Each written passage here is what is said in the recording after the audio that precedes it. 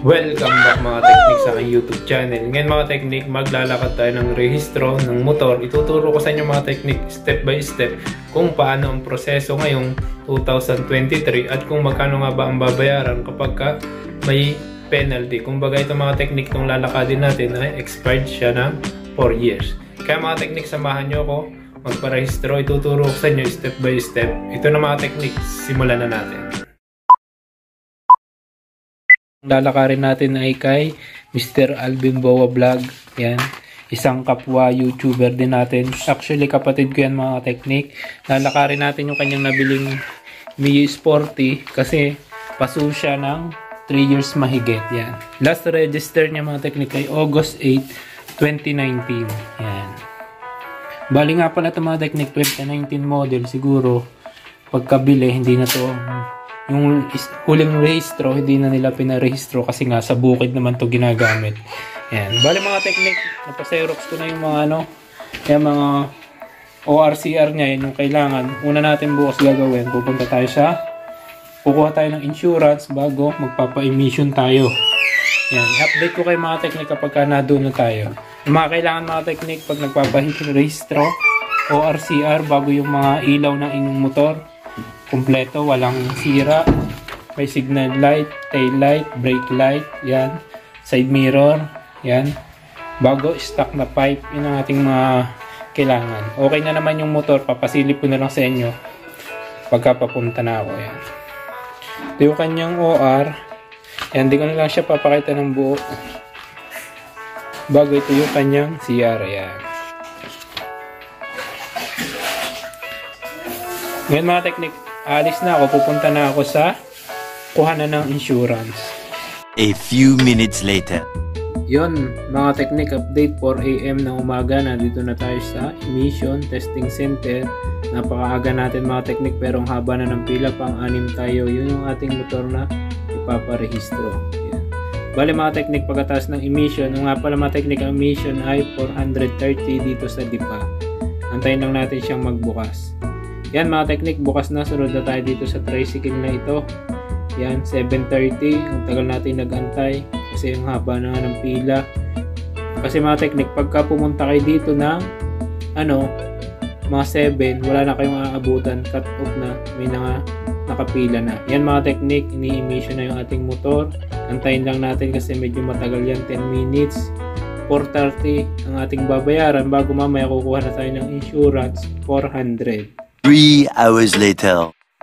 Yun mga teknik, pagkagaling natin sa emission tsaka kumuha ng insurance, na dito na mga teknik sa LTO. Yan, ang haba na ng pila. Yan, medyo malayo na tayo sa pila. Dali-dali agad ako kasi para maaga tayo matapos. Yan, ito yung motor yan. Yung Mio Sporty na may blue helmet, kulay gray. Yan, ang haba na ng pila, ang dami pa nagdadating yan mga teknik.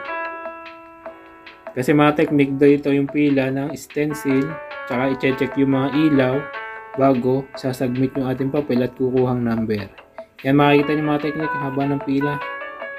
Inaantay ko pa magsimula kasi sarado pa, pero nakapila na tayo. Pakita ko muna sa inyo mga teknik, ito nga pala yung insurance yan, halagang 400.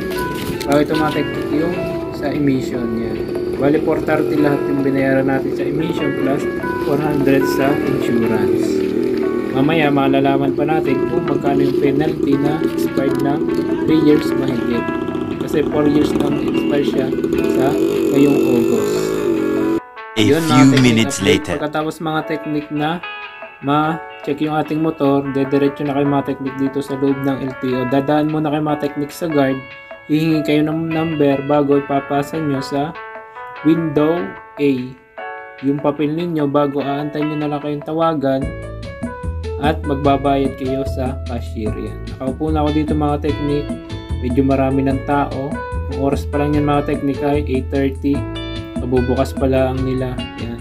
Pero number ko pang 23 na ako kasi yung iba dito mga teknik mga alas 3 pa. Pagkatapos nito mga teknik, okay na, bibigay na sa atin yung bagong OR. Dito tayo nakaupo, antayin natin yung tawag natin. Maya-maya tatawagin na tayo mga teknik. 3 hours later. Sa wakas mga teknik, sa tagal ng ating pinag-antay, natawag din tayo. Yan, nakuha ko na mga teknik yung kanyang OR na bago.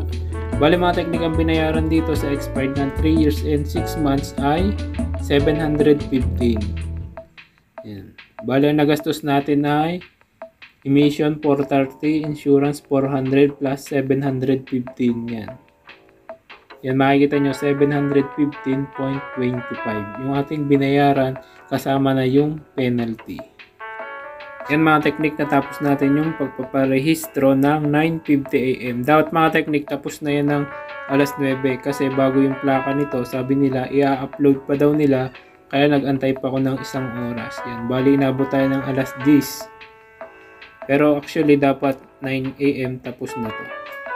Yun mga teknik, kung may tanong pa kayo, huwag nyo kalimutan mag-comment, mag-subscribe.